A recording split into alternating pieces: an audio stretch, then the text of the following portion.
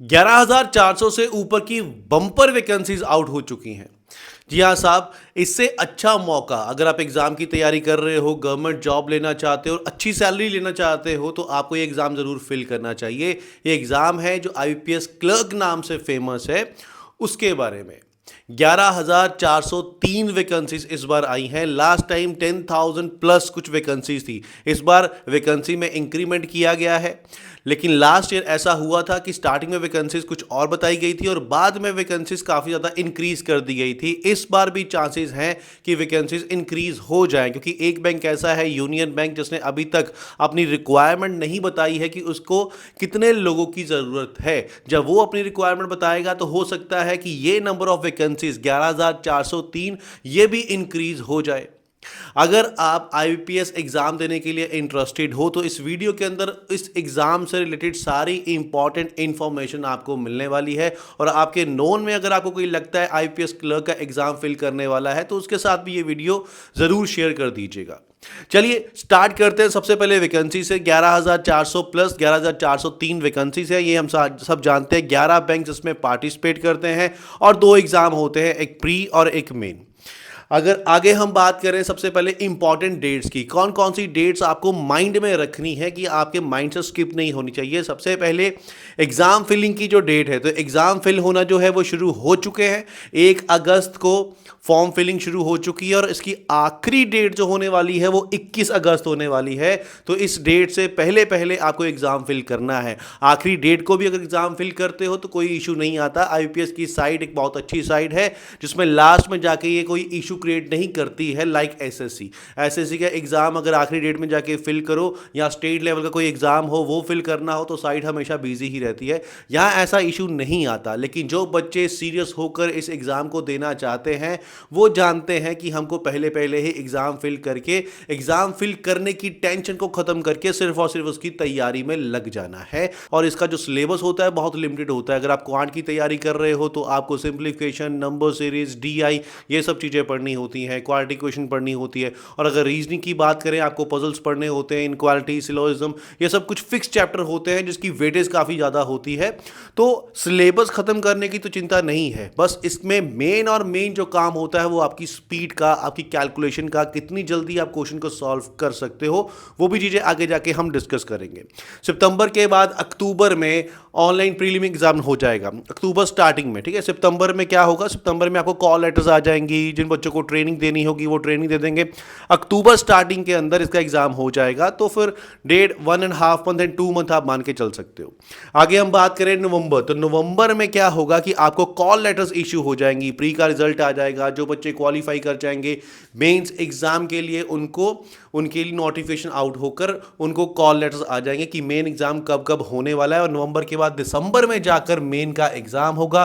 और जैसे ही आप मेन एग्जाम क्लियर कर लेते हो उसके बाद आपको पता है लोकल लैंग्वेज का एक टेस्ट देना पड़ता है। अगर आप पंजाब स्टेट से हो तो आपको पंजाबी का एक टेस्ट देना पड़ेगा और उसके बाद हो जाएगी मार्च मंथ के अंदर अलॉटमेंट, आपको जॉब मिल जाएगी।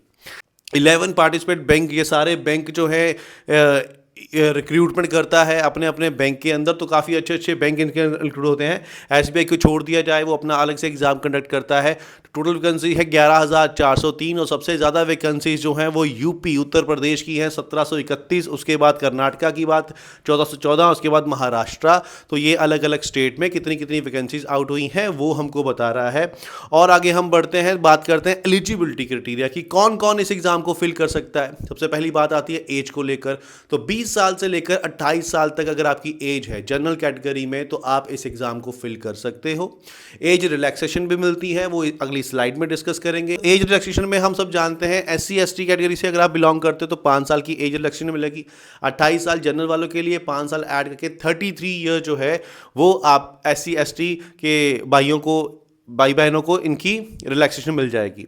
अदर बैकवर्ड ओबीसी से बिलोंग करते तो 3 साल की रिलैक्सेशन मिल जाएगी। उसके बाद अगर डिसेबिलिटी से बिलोंग कर 10 साल की हो जाएगी। एक्स सर्विस मैन के लिए सर्विस रेंडर जितनी सर्विस उनकी है plus 3 year, 8 year for SC ST. Maximum age 50 से ऊपर क्रॉस नहीं करना चाहिए। ठीक है, आगे बढ़ते हैं, आगे डिस्कस करते हैं हमारा एजुकेशन क्वालिफिकेशन। तो एजुकेशन क्वालिफिकेशन में सिर्फ आपके पास ग्रेजुएशन होनी चाहिए, किसी भी स्ट्रीम के आपके पास ग्रेजुएशन हो, मार्क्स मैटर नहीं करते हैं। लेकिन आपके पास ग्रेजुएशन डिग्री होना कंपलसरी है। ठीक है, उसके साथ साथ में कंप्यूटर का कोर्स भी आपके पास होना चाहिए। ठीक है, कोई भी 120 आवर्स का कंप्यूटर कोर्स आपके पास होना चाहिए, ISO वेरीफाइड हो। अगर आपने कंप्यूटर में अपनी ग्रेजुएशन की है तो फिर तो इसकी ज़रूरत नहीं है। फ़ीस की बात करें तो फ़ीस SC ST वालों के लिए 175 फ़ीस है और बाकियों के लिए 850 फ़ीस रहने वाली है। ठीक है, अब बात करते हैं एग्जाम पैटर्न की। तो एग्जाम पैटर्न, जो बच्चे पहली बार ये एग्जाम देने जा रहे हैं तो उनके लिए मैं बता दूं कि 3 सब्जेक्ट आपके प्री एग्जाम में आते हैं, इंग्लिश, रीजनिंग और क्वांट। इंग्लिश जो होती है वो 30 मार्क्स की 30 क्वेश्चन आपको मिलेंगे और इसके लिए टाइम मिलने वाला है 20 मिनट। अगर हम बात करें मैथ्स और रीजनिंग की, क्वांट और रीजनिंग की, तो 35 क्वेश्चंस होंगे, मार्क्स भी 35 होंगे और इनके लिए भी 20 मिनट है। मतलब पूरा पेपर जो है वो 1 घंटे का होने वाला है। 1 आवर का टोटल पूरा पेपर होगा। 20 मिनट के 3 सेक्शन होंगे। हर सेक्शन के लिए इंडिविजुअल टाइमिंग होगी। जो सेक्शन ओपन होगा उसमें आपको 20 मिनट मिलने वाले हैं। 20 मिनट के अंदर ही आपको वो सेक्शन कंप्लीट करना है और जैसे ही 20 मिनट कंप्लीट हो जाएंगे अगला सेक्शन आपका ओपन हो जाएगा और 20 मिनट फिर उसके लिए होंगे। ऐसा नहीं होगा कि आपने एक सेक्शन, मान लीजिए इंग्लिश, 15 मिनट में कंप्लीट कर लिया, बाकी के 5 मिनट आपके आगे ऐड नहीं होने वाले हैं। इस चीज़ का ध्यान रखिएगा। तो अगर 5 मिनट अगर आपके बच गए हैं, वो 5 मिनट आप यूज़ कीजिए रीचेकिंग में। दोबारा से चेक कर लीजिए कहीं कोई मिस्टेक तो नहीं हुई है, कोई मार्क एंड रिव्यू तो नहीं किया हुआ है, आपने किसी क्वेश्चन को दोबारा उसको देखना तो नहीं है। वो सारी चीज़ों का ध्यान रखिएगा। मिलने आपको 20 मिनट ही वाले हैं, टाइम ऐड नहीं होगा अगले सेक्शन के अंदर। ठीक है, आगे बात करते हैं नेक्स्ट मेंस की। जो बच्चे प्री एग्जाम क्वालिफाई कर जाएंगे, मेंस के लिए बैठेंगे, एक एडिशनल चीज ऐड हो जाएगी, जीके, जनरल अवेयरनेस। और हम जानते हैं यहाँ पर स्टैटिक जीके ज़्यादा नहीं पूछी जाती, बैंकिंग अवेयरनेस पूछी जाती है, करंट अफेयर्स पूछे जाते हैं, ज़्यादातर हमारी करंट से रिलेटेड ही होती है।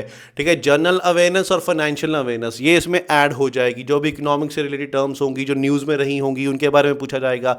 इसके 40 क्वेश्चन होंगे, 50 मार्क्स होंगे और 20 मिनट मिलने वाले हैं। जनरल इंग्लिश की बात करें तो नंबर ऑफ क्वेश्चंस अब 40 हो जाएंगे, मार्क्स भी 40 होंगे, टाइम 35 मिनट हो जाएगा।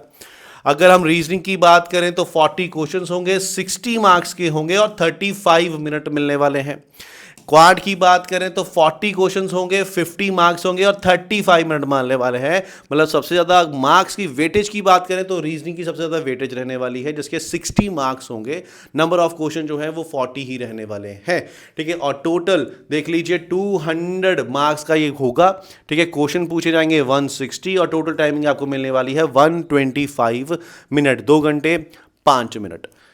चलिए आगे बढ़ते हैं। अगर आप मेन में भी क्वालिफाई कर लेते हो तो फिर तीसरा स्टेप जो आपका होगा वो होगा प्रोविजनल अलॉटमेंट का।